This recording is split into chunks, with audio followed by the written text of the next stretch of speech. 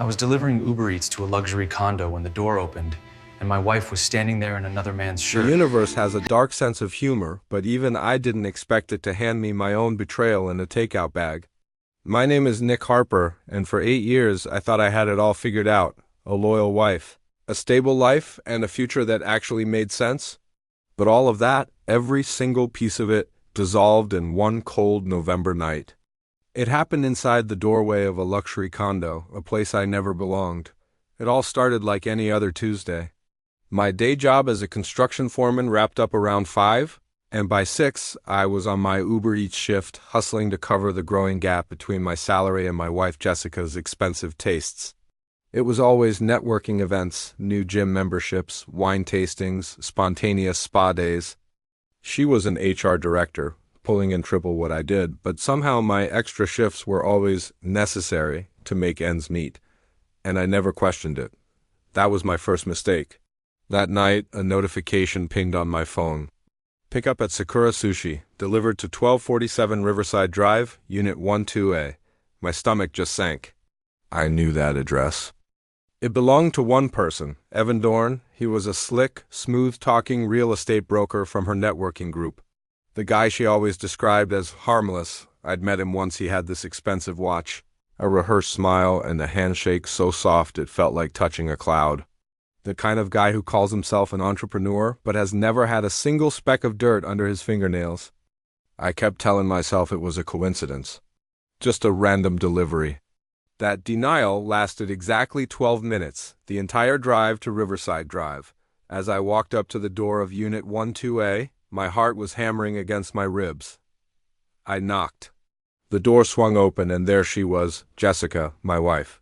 Bare legs, barefoot, wearing a man's dress shirt that was definitely not mine. Her hair was tousled in a way that told a story long before she could even form a lie. Her face went completely white. "Nick! What are you doing here?" she stammered.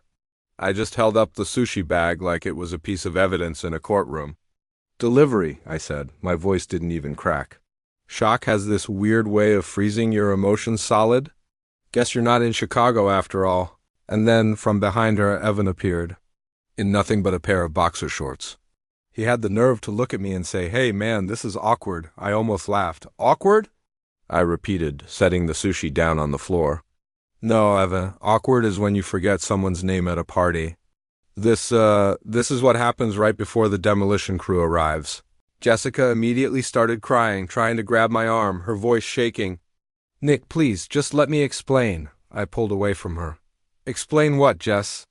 "That you've been sleeping with your business contact? That you lied about a conference in Chicago? That while I'm out here working double shifts to support your lifestyle, you're here playing house with him?" Evan, in his infinite wisdom, puffed out his chest like he wanted to play tough. It was a really, really bad idea. I stepped right up to him, so close we were almost touching, and I could feel the years of construction dust and fury just radiating off me. "I know a lot more about demolition than I do about buildings," I said, my voice quiet and low. "And if you ever come near me or my life again, you'll learn exactly how literal that is." He backed up so fast he almost tripped over his own feet. I didn't even look at Jessica. I walked back to my car, grabbed the suitcase I had lovingly packed for her business trip that very morning, and walked back to the doorway. I dropped it right at her feet. "Here's your tip," I said. "Find somewhere else to stay tonight?" The locks changed tomorrow. I left them standing there in that doorway, the coward in his underwear, and the wife who had just torched 8 years of our lives in a single night. I got in my car, drove away, and didn't look back. The next morning, I was sitting alone in my kitchen. The silence was deafening. It felt like that quiet moment just before a wrecking ball swings and hits a building. The first thing I did was call my lawyer, Dave Patterson. We'd known each other since high school, and he was the sharpest guy I knew. "Dave," I said, "I need a divorce." He didn't miss a beat. "No problem. You got proof?" I let out a dry laugh. "Oh yeah, I've got proof." I told him everything. The delivery, the shirt, the guy in his underwear. His voice sharpened immediately. He went into lawyer mode. "Okay, Nick, listen to me. Don't touch any of her stuff until I tell you how. Don't post anything on social media. And do not under any circumstances confront that guy again.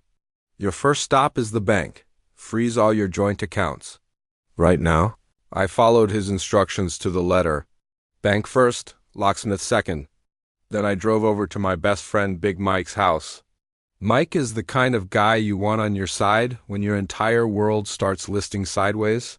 He's basically a mountain disguised as a human, and when I told him the story, he crushed an empty soda can in one hand like it was made of paper. He just looked at me and asked, "What do you need, brother?" I told him, "Help me pack her crap." Mike got this huge grin on his face. Gladly. And after that? That was the moment I realized this wasn't just an ending, it was a beginning. The demolition was over and it was time to start rebuilding. But I knew this wasn't going to be a clean break. Jessica and Evan weren't just going to fade away. The next phase was coming, and I had a feeling it was going to be a war. A war for my house, my money, and my sanity. But sitting there with Mike, I knew one thing for sure. I wasn't going to be the one left in the rubble. If you want to hear what happened next, make sure you subscribe and hit that notification bell, because this is far from over.